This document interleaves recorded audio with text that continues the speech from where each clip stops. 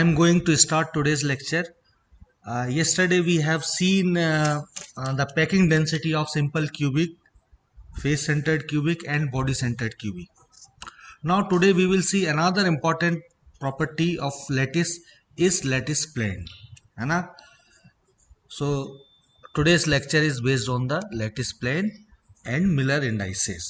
Okay हमने पहले class में ऑलरेडी फर्स्ट 2 और 3 क्लासेस में ये देखा था कि जो एटम्स जो क्रिस्टल स्ट्रक्चर्स है क्रिस्टल स्ट्रक्चर्स और I mean atoms are arrange in a perfect manner in any crystal है ना। तो उनमें जो एटम्स है उनका अरेंजमेंट बहुत परफेक्ट होता है ना, डिफाइन होता है। सो ये जो अरेंजमेंट है एटम्स का, this arrangement of atoms form a plane है ना, ये एक तरीके से प्लेन का फॉर्मेशन करता है।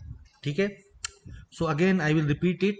ए crystal lattice is assumed to be composed of a number of parallel and equally distance planes passing through the lattice point है ना। ये जो है वो किसी ना किसी लैटिस पॉइंट से पास होना चाहिए। These planes are called the lattice plane और the crystal planes. Perpendicular distance between the two consecutive lattice plane is called the lattice interval. ये जो इन दोनों ये दो लैटिस प्लेन है इनके बीच का डिस्टेंस है उसको हम लैटिस इंटरवल कहते हैं और इसको डी से डिनोट करते हैं। ठीक है, जैसे आपने बीएससी में डिफ्रैक्शन वाला एक एक्सपेरिमेंट किया था ग्रेटिंग का, तो ग्रेटिंग्स में इस तरीके की ओपेक और ऑप्टिकली ट्रांसपेरेंट लाइन रहती थी है ना। सो ये लाइनें ये प्लेन्स बनाते थे। तो यहाँ भी ये जो एटम्स हैं या उससे एसोसिएटेड लैटिस पॉइंट से they form a plane. Okay, ये जो प्लेन है इनका ओरिएंटेशन अलग अलग हो सकता है। अभी यहाँ 3-4 तरीके के मैंने यहाँ प्लॉट करे हुए, यहाँ भी उसी तरीके से प्लॉट किया होगा। सो ऑल द ओरिएंटेशन में भी डिफरेंट। ठीक है, इस तरीके के जो प्लेन्स हैं इनको हम लैटिस प्लेन कहते हैं। दे आर इमेजनरी एसच है ना, एसच कोई ऐसा प्लेन आपको देखने को नहीं मिलेगा, लेकिन यदि आप एक तरफ खड़े होकर मान लो यहाँ से आप देखते हो, so you will see this plane in a line. यदि मैं यहाँ से देखूं तो ये इस लाइन में एक जैसे दिखेंगे है ना, बिल्कुल इनफाइनाइटली एक्सटेंडेड ये लाइन दिखेगी। ठीक है, so this is one of the important parameter in a lattice. The lattice planes can be chosen in different way due to which the lattice interval and the number of lattice point per unit area of the lattice plane can be chosen differently है ना। अब यहीं आप देख रहे हो इसके बीच का जो लैटिस इंटरवल है, एक मिनट, ओके कंटिन्यू। सो इनके बीच का जो इंटरवल है that can be I mean you will have a different depending upon the orientation of this plane. So we can have a different set of planes. Okay, यदि हम इस तरीके के planes को आगे चल के जब हम मिलर इंडाइसेस पढ़ेंगे तो हम इन प्लेन्स को यूनिकली रिप्रेजेंट कर सकते हैं विथ सम नंबर है ना, जिसको कि हम मिलर इंडाइसेस कहेंगे। So I think we got what is this lattice plane. जैसे यहाँ भी मैं एक इसको ड्रॉ करूँ, ये लैटिस प्लेन है। Lattice planes are parallel to each other है ना एंड इक्वली स्पेस। एक सेट ऑफ लैटिस पॉइंट जो है प्लेन्स वो इक्वली स्पेस होगा और पैरेलल होगा। ठीक है, ये एसेंशियल कंडीशन है। इसमें ये भी कंडीशन है कि लैटिस प्लेन उसको ही मानेंगे जो at least one of the lattice point से पास होना चाहिए। ऐसा नहीं कि फ्री स्पेस है, फॉर एग्जांपल ये है ना, ये किसी भी लैटिस पॉइंट से पास नहीं हो रहा है, so it will not represent a lattice plane. Condition है कि एक न एक लैटिस पॉइंट से उसको पास होना जरूरी। फॉर एग्जाम्पल यदि मैंने इसको यहाँ बनाया, so that can be a lattice plane. Okay, so this is how we can understand lattice plane. Now coming to the Miller indices. Miller is a name of the scientist who has given this scheme to represent the lattice plane. Okay, in a crystal to express the inclination of the lattice plane with respect to 3 axes. Okay, with respect to 3 axes, ये इस तरीके से यदि मैंने access बनाया, इसके respect में किसी प्लेन का ओरिएंटेशन या इंक्लिनेशन को रिप्रेजेंट करने का जो तरीका है that is given by the Miller. ठीक है, एंड इसको रिप्रेजेंट करते हैं हम तीन set of number H K L, जो कि एच के एल कहलाता है। ठीक है, these number are called the Miller indices. ये जो नंबर हमने एच के एल लिखा हुआ पैरेंथेसिस में, ये मिलर इंडाइसिस कहलाता है। दस मिलर इंडाइसिस और the smallest integer whose ratio is equal to the reciprocal of the intercept on the x y and z axis by the plane। मतलब ये क्या है कि ये जो एच के एल की जो वैल्यू है, ये स्मॉलेस्ट इंटीजर होते हैं, और that to the reciprocal of the plane. एक प्लेन का जो इंटरसेप्ट है, मान लीजिए कि प्लेन है, ये एक्स से यहाँ कट कर रहा है, ठीक है, वाई पे यहाँ कट कर रहा है, सो इन दोनों का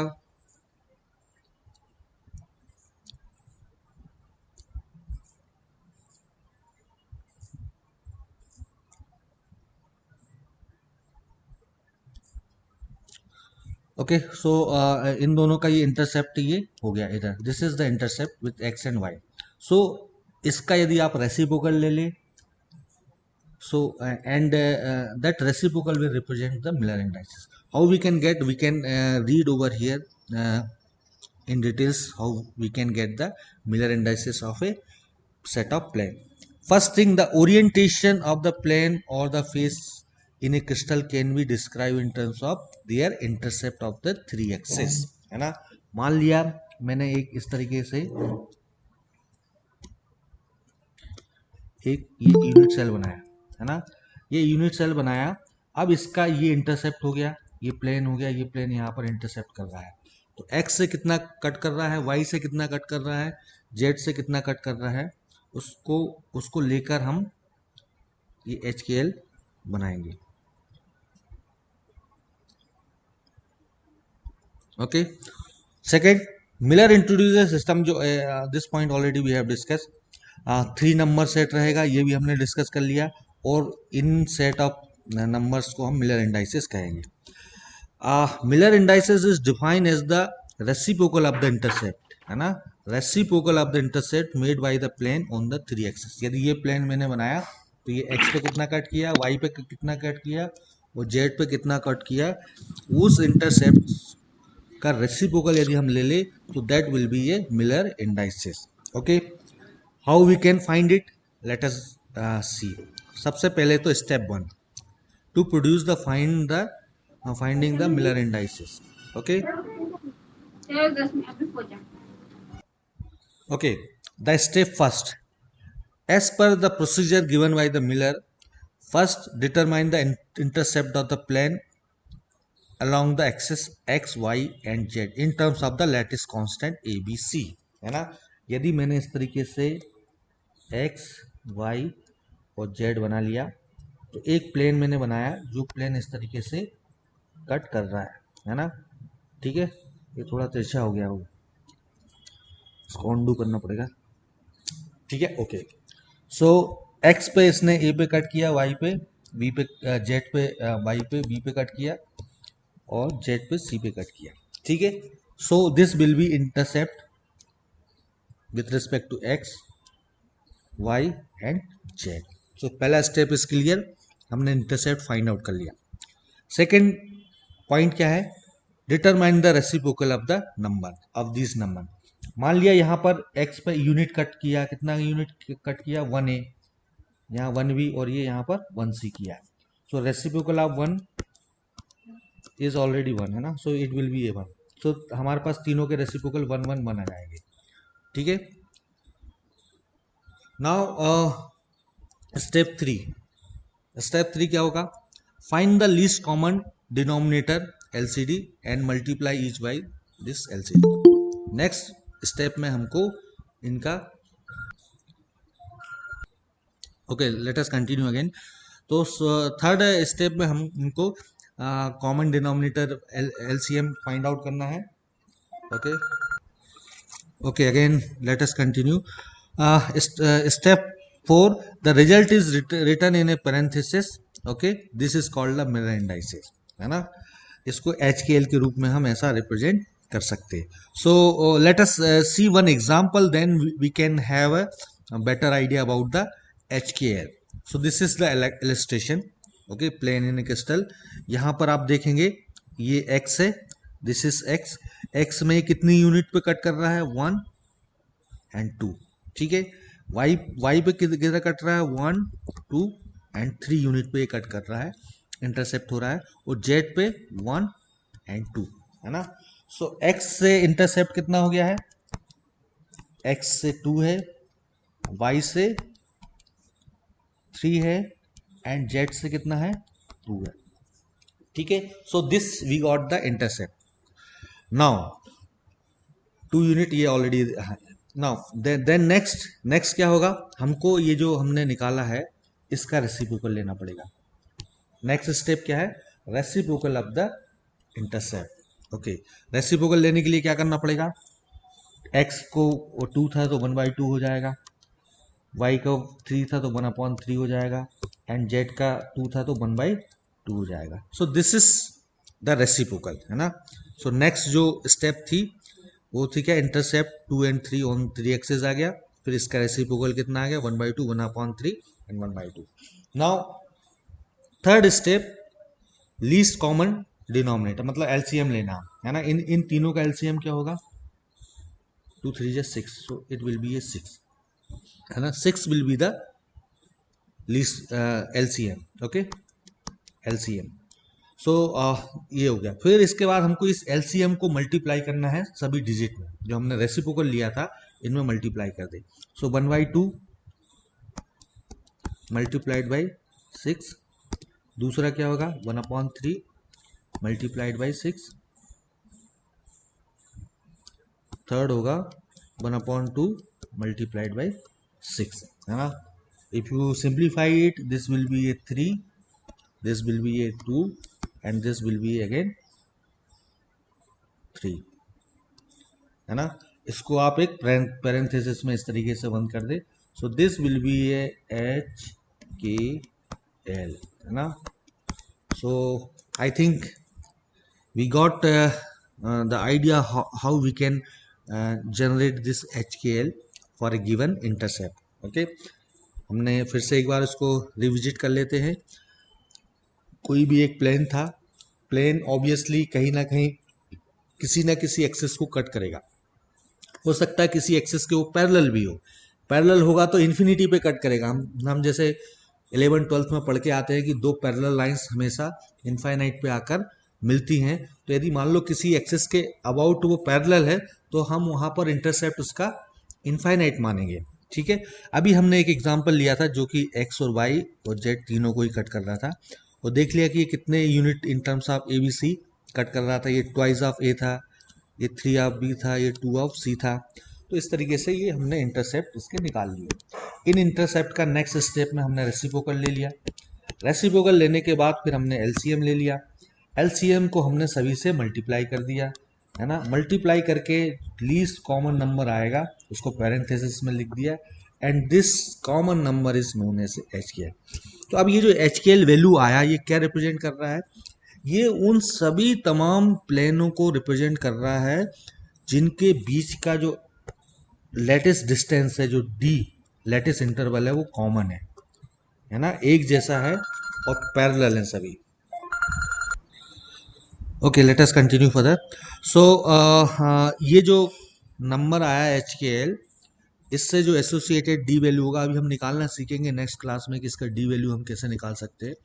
तो ये एक unique set of parallel planes को रिप्रेजेंट करेगा जिनका इंक्लिनेशन सेम है, जिनके बीच का डिस्टेंस एक जैसा है ना। एक सेट ऑफ प्लेन एक जैसे आई मीन एक एच के एल सेट एक जैसे प्लेन को रिप्रेजेंट करेगा, दूसरा set of H K L दूसरे प्लेन्स को रिप्रेजेंट करेगा जिनके बीच का डिस्टेंस एक जैसा होगा और इंक्लिनेशन भी सेम होगा और पैरेलल भी होंगे, है ना। तो इस तरीके से ये हमने यहाँ पर निकाल लिया। Now let us see the further important feature of Miller indices for the cubic crystal, especially the important are like this: a plane which is, again जो मैंने अभी बात कहा था, a plane which is parallel to one of the coordinate axis has an intercept of infinity. Therefore the Miller indices for that axis is 0. For the intercept at infinity the corresponding index is 0. For example, ये मैंने x Y बनाया है ना, और एक plane इस तरीके से मैंने यहाँ पर ये बनाया, ठीक है, ये प्लेन मैंने बनाया, ये एक्स है, ये वाई है और ये जेड है। एक्स पे तो ये ए पर कट कर रहा है ना, वाई के पैरेलल है और जेड के भी पैरेलल है, ये जेड के पैरेलल हो गया, इधर से वाई के पैरेलल हो गया।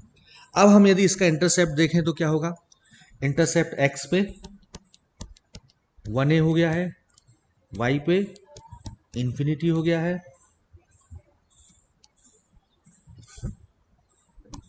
जेड पे भी इंफिनिटी हो गया। तो इंटरसेप्ट 1 इंफिनिटी एंड इंफिनिटी, इनका रेसिप्रोकल लो, 1 का 1 आ जाएगा, 1 अपॉन इंफिनिटी का 0 हो जाएगा और दूसरा 1 अपॉन इंफिनिटी उसका भी 0 हो जाएगा।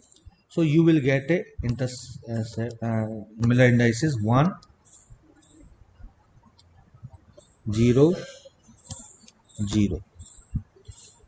Okay, so for those plane which are parallel to a particular axis, their Miller index will be 0, है ना। इससे हमको पता चल रहा ये y के पैरेलल है, z के पैरेलल है ना। So the Miller indices is 0.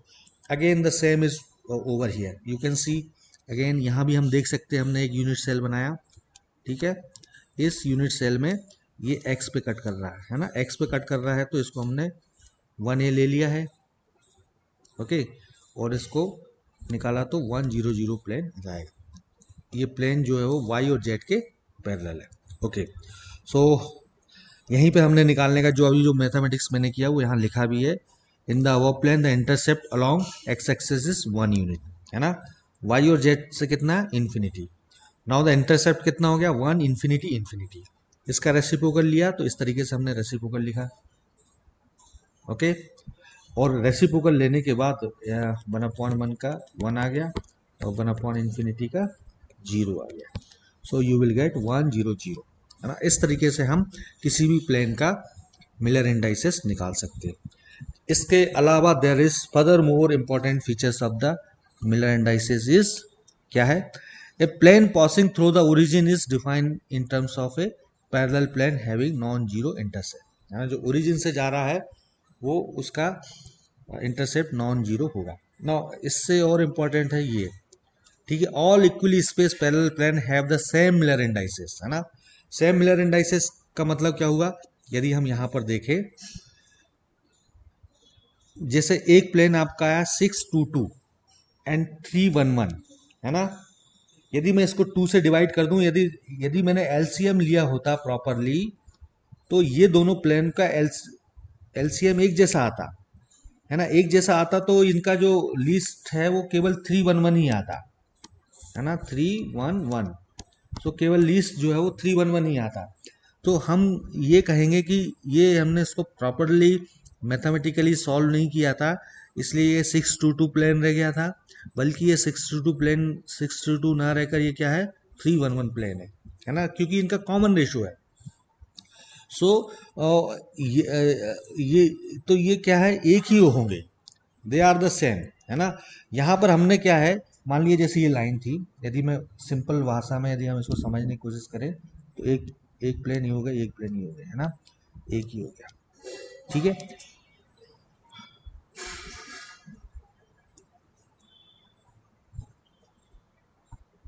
ये प्लेन हो गया। अब ये पहला है, दूसरा है, तीसरा है, चौथा है, पांचवा और एक और छठवा वाला, है ना। यदि इनके बीच का डिस्टेंस, सबके बीच का डिस्टेंस कितना है, ए है, इन दोनों के बीच का डिस्टेंस ए है, तो आप देखेंगे कि सबके बीच का ए है। अब यदि मैं इसमें से 2 4 इसमें से मैं क्या करूं, 2 4 और 6, एक और बना लो 7, है ना, 2 4 और 6, यदि इन प्लेनों को छोड़ दूं तब भी ये पैरेलल प्लेन है ना।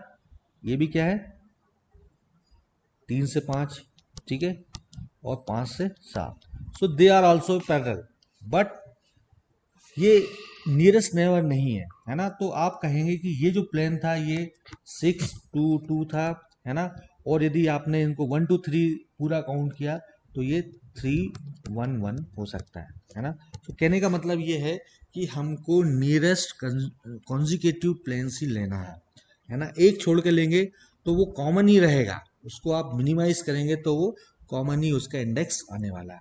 ठीक है, तो इस तरीके से we will have the concept of this Miller indices in understanding the crystal structures. Okay, अब ये तो हुआ पॉजिटिव डायरेक्शन में। If any plane which is cutting axes in the negative, then यदि नेगेटिव एक्सेस पे कट करेगा तो जो इसको रिप्रेजेंट करने का तरीका है वो हम वन के जो भी जिस एक्सेस को नेगेटिवली कट कर रहा है उसके ऊपर इस तरीके से एक बार यूज कर लेंगे, है ना। जैसे वन वन यदि इंडाइसेस था तो वन के ऊपर इस तरीके से हम ऐसा कैप यूज कर लेंगे। This one represent the negative direction. Okay, so इस तरीके से हम ये लिख सकते हैं। Okay, now we can write the planes of simple cubic. Simple cubic के लिखते हैं, जैसे ये है, ये x, this is x, this is y and this is z। ये x एक्सिस को कट कर रहा है, ग्रीन ग्रीन आपको दिख रहा है, ये x एक्सिस को कट कर रहा है ना। मतलब x पे 1 हो गया, y और z के कितना हो गया, इन्फिनिटी हो गया। तो ये जो प्लेन होगा ये कौन सा प्लेन होगा, 1 0 0। ठीक है, ये वाला देखे, if this is x, this is y and this is z, तो ये y को कट कर रहा है ना, y को 1 पे कट कर रहा है, x अगेन इन्फिनिटी है यहाँ, y 1 है और z इन्फिनिटी है। ठीक है, तो यदि इसका आप रेसिप्रोकल ले लेंगे तो ये जो बनेगा दिस विल बी 0 1 0, है ना। और यदि तीसरा होता तो तीसरा जेड एक्सेस होता, जेड एक्सेस वाला कैसे बनाते, जेड एक्सेस वाला भी हम इस तरीके से सिंपली बना सकते हैं।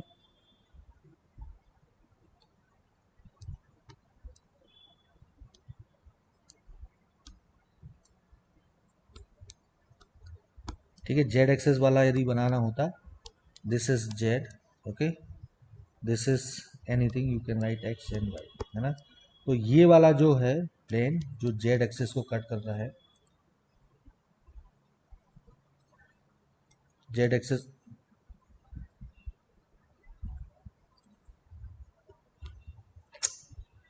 एनीवे ये जेड एक्सेस को इधर कट कर रहा है। So you can say this is X पे इन्फिनिटी है, वाई पे इन्फिनिटी है एंड जेड पे 1 है। So you will get a 0 0 1। So this plane is, अब इस तरीके से यदि वो तीनों एक्सेस को कट कर रहा होता, if this is Y, if this is X, if this is Z, तो एक्स को भी ए पे कट कर रहा है, वाई को भी ए पे और जेड को भी ए पे, है ना। तो इन तीनों का क्या होता, इंटरसेप्ट, इन तीनों का इंटरसेप्ट होता 1 1 1, है ना।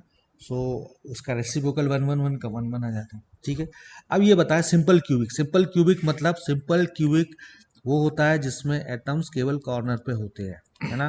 और मैंने कहा था कि प्लेन वही होगा जो at least one of the latest point से पास होना चाहिए। यदि ये सिंपल क्यूबिक है तो क्या ये वाला प्लेन पॉसिबल होगा, क्या ये प्लेन पॉसिबल नहीं होगा, क्योंकि ये एक भी एटम से पास नहीं हो रहा।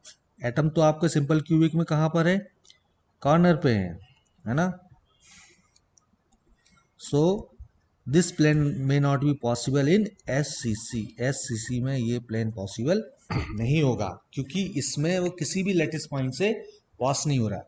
वाइल टू दैट ये x, ये if this is x, if this is y and this is z, तो आप इसमें देखेंगे कि x पे कट कर रहा है, y पे कट कर रहा है, लेकिन ये z के पैरेलल है ना। तो इसको यदि आप लिखेंगे तो कैसे लिख सकते हैं, x 1 है तो 1 आ गया, y कितना है 1 है तो 1 आ गया, z इन्फिनिटी है तो 0 आ गया।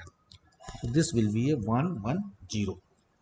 अब यदि मैं इसकी एक्सेस बदल लूँ तो यही का यही प्लेन 1 0 1 हो सकता है और 0 1 1 भी हो सकता है ना। तो इस तरीके से आप इसको साइक्लिक ऑर्डर में रोटेट करके अलग अलग ओरिएंटेशन के प्लेन आप प्राप्त कर सकते हैं। ठीक है, नाउ ये कौन सा प्लेन होगा, this plane, if this is x, if this is y and if this is z, तो आप देखेंगे कि ये नेगेटिव x एक्सिस में कट कर रहा है ना। तो और बाकी दोनों पैरेलल है, तो 1 के ऊपर बार 0 and 0.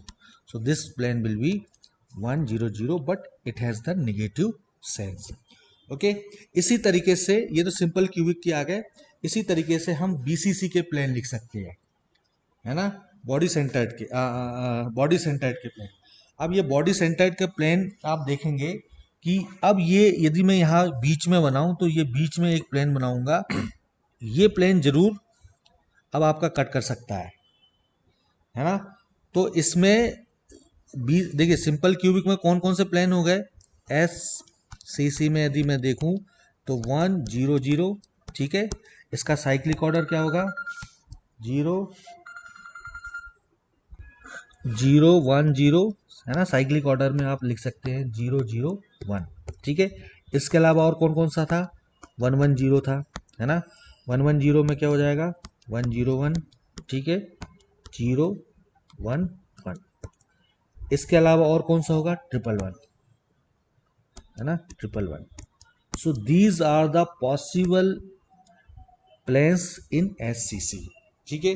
इसी तरीके से यदि मैं बीसीसी में देखूं तो बीसीसी में क्या है कि आधे पे हाफ पोजीशन पे आपका एक एटम है, तो अब उसका इंटरसेप्ट कितना हो जाएगा, 1/2, और 1/2 का रेसिप्रोकल लेंगे तो क्या होगा, 2 होगा।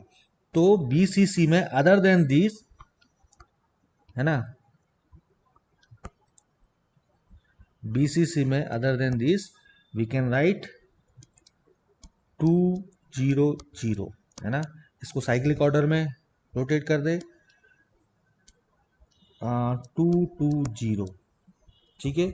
So this can also this will be in face centre, okay, this will be in face centre.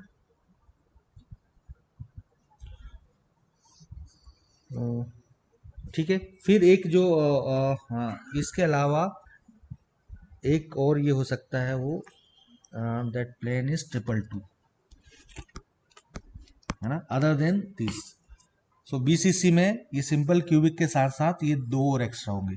इसी तरीके से एफसीसी, है ना, एफसीसी में हम देखें तो other than the simple cubic जो कॉर्नर एटम से बन रहे हैं, अब फेस सेंटर्ड एटम भी आपका बनाएगा। ओके, सो एफसीसी में अदर देन जो कॉर्नर एटम्स हैं, इनके अलावा भी आपके पास चूंकि फेस पे एक एक एटम और है ना, ये वाला तो इसमें रहेगा ही रहेगा, 2 0 0 भी रहेगा, है ना। इसके साथ साथ 2 2 0 2 2 0 भी रहने वाला है, और 1 1 1 भी रहेगा, है ना। So these are the sum combination of the plane, those are in the FCC crystal, ठीक है। So I think I am going to stop over here. So in this lecture we have gone through how we can get a lattice plane for the crystal structures. Okay, so tomorrow we will continue with the lattice plane interval or the separation between two lattice planes. दो lattice planes के बीच में कितना separation होगा उसको हम किस तरीके से निकाल सकते हैं, that we will discuss in next class.